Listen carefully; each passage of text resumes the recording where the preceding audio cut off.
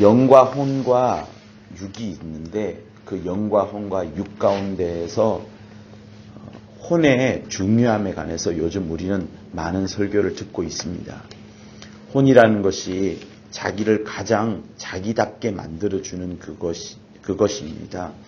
영은 하나님이 우리에게 하나님과 교통하도록 이어주시는 하나의 그릇이요, 하나의 통로입니다.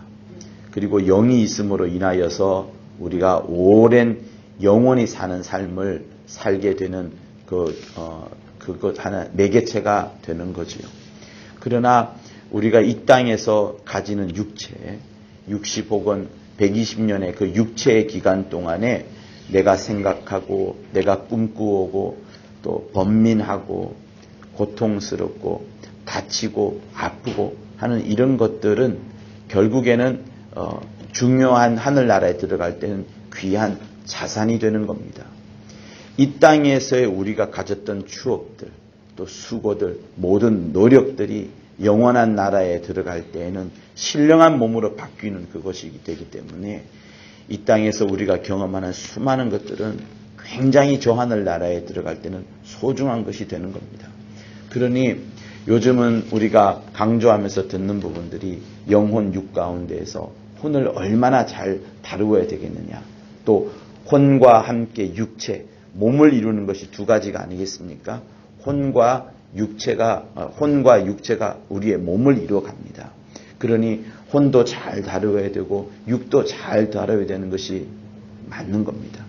이 자리에 나온 우리는 우리의 몸을 움직여서 또 몸이 이 자리에 올 수 있도록 혼을 의지를 갖다 붙인 것이고, 그래서 이곳에 나와서 기도하는 것이고, 어떤 때는 우리의 혼이 교회를 위해서 기도하기도 하고, 우리의 혼이 내 가정을 위해서 기도하기도 하고, 우리의 혼이 저 멀리 있는 멀리 있는 우리 교우들을 놓고서 또한 기도하기도 하는 것은 내 혼이 어느 위치에 닿느냐에 따라서 그러한 겁니다. 그러므로 내 혼을, 내 의지를, 나의 인격을, 나의 마음을 어디에 갖다 붙이느냐가 굉장히 소중한 그것입니다. 그런데 이 혼이 어느 순간 하나님께서 포기하시면 이 혼이 떠나갈 수밖에 없는 그런 지경에 대해요. 아나니아와 삽비라처럼 성령을 속이는 경우에 그런 경우가 될 것인데요. 또 그러면서도 우리가 이 본문에서 또한 볼 수 있는 것은 진리를 아는 지식을 받은 후에 짐짓죄를 범하면 또한 그러한 가능성이 있게 됩니다. 그러면서 이 진리를 아는 지식을 받은 후를 이제 혼이 떠나가는 것으로 이제 우리는 볼 수 있고, 또 한편으로 무서운 것이 뭐냐면 하나님의 아들을 밟고요. 하나님에 관한 거죠. 그리고 언약의 피를 부정한 것으로 여기게 되고요. 이제는 이거는 보혈에 관한 것이고요. 은혜의 성령을 욕되게 하는 그것은 성령에 관한 거잖아요. 이렇게 하였을 때에 그가 당연히 받을 형벌이 얼마나 더 중요하겠느냐, 너희는 생각하라, 이렇게 말씀을 합니다. 이 세 가지 경우가 굉장히 무서운 경우, 그리고 진리를 아는 지식을 받은 후에 짐짓죄를 범하는 것이 굉장히 무서운 형벌이 있다는 것을 말씀을 합니다. 육체의 정욕을 인하여서 또 우리의 욕심이 세상을 쫓아가서 저지른 그런 범죄보다도 이미 하나님을 알고 있음에도 불구하고 성령을 체험했음에도 불구하고 그 은혜의 피가, 은혜의 보혈이 얼마나 소중함을 알매도 불구하고 이렇게 다시 세상으로 돌아가서 더 하나님의 아들을 밟는 역사와 피를 부정한 것으로 여기는 역사와 성령을 욕되게 하는 역사가 충분히 생길 수 있다는 것을 지금 경고하고 있습니다. 여러분, 우리가 남을 정죄하잖아요. 남을 정죄하게 되면, 특히 예수 믿는 사람을 정죄하게 되면 어떻게 되냐면, 우리 스스로가 먼저 그 사람은, 우리가 정죄하는 사람이 믿고 있는, 정죄하는 사람이 의지하고 있는 하나님의 아들과 보혈과 성령을 우리 스스로 무시하는 겁니다. 우리 스스로 그들이 피를 가진 거, 아들을 믿고 있는 거, 성령을 의지하는 것을 우리 스스로 믿고, 우리 스스로 부인하는 거예요. 그렇게 계속 부인하다 보면 어떻게 되는 줄 아십니까? 나중에는 자기 안에 있는 아들, 자기 안에 있는 보혈의 공로, 자기 안에 있는 성령을 또한 부인하게 됩니다.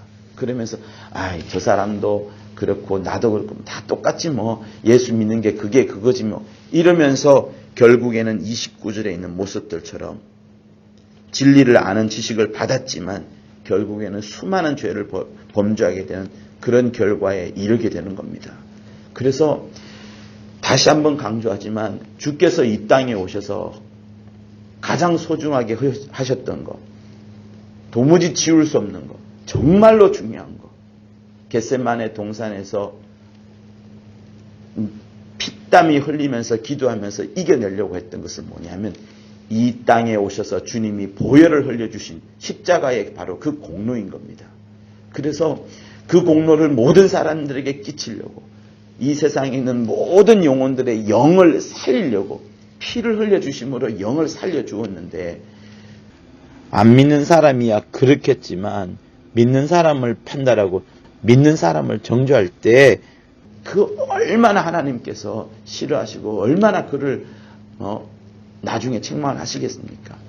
그렇게 남을 책망하고 남을 비난하는 자들이 결국에는 자기 스스로 안에 있는 하나님의 아들을 밟고 성령을 욕되게 하고 자기를 거룩하게 하는 언약의 피를 자기 스스로 부정하게 되니까 결국에는 쫓겨날 수밖에 없는, 자기의 혼이 떠날 수밖에 없는 그런 결과가 생깁니다. 여러분, 우리가 무서운 일이지만 교회 사태가 나면서 또 다른 한국교회 여러 사태가 나면서도 의문의 죽음들이 정말 많았습니다. 진짜 많았어요. 그거 여러분 우리가 어떻게 생각할 수 있겠습니까? 하나님께서 우리의 혼을 데려가시면 영은 수증기처럼 사라져버리고 육체는 땅으로 꼬그라져 버릴 것인데 아무런 가치 없는 그런 인생이 되어질 수밖에 없는 겁니다. 그러므로 여러분, 우리에게는 남을 정죄해서 절대로 되지 않습니다. 남을 판단하는 것은 사실은 그 사람 속에 있는 예수의 피를 부정하는 그것인 겁니다. 그래서 우리에게는 오직 무엇만 있어요?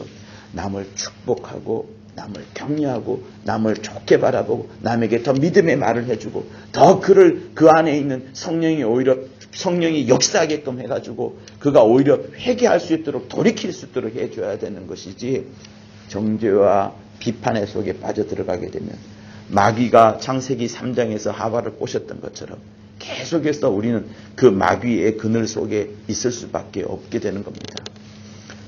회개하고 돌이키면 되겠지만, 초기에는 괜찮겠지만 나중에는 돌이킬 수 없는 자기 안에 있는 하나님의 아들을 밟는 역사, 성령을 욕되게 하는 역사, 자기를 거룩하게 하는 언약의 피를 부정하게 여기면 병이 낫겠어요? 절대로 낫지 않죠.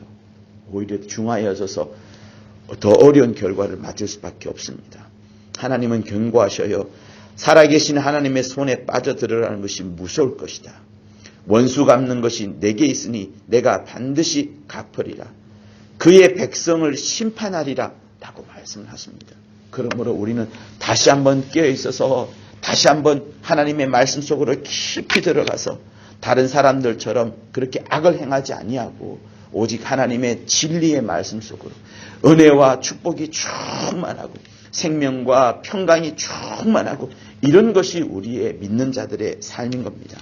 다시 한번 우리 모두는 하나님의 이 무슨 말씀 속으로 진리를 아는 지식을 받았으니 이곳에서 떠나지 아니하고 오직 진리 속으로 들어가 진리를 행하는 귀한 여러분들 것을 예수 이름으로 부탁을 드립니다.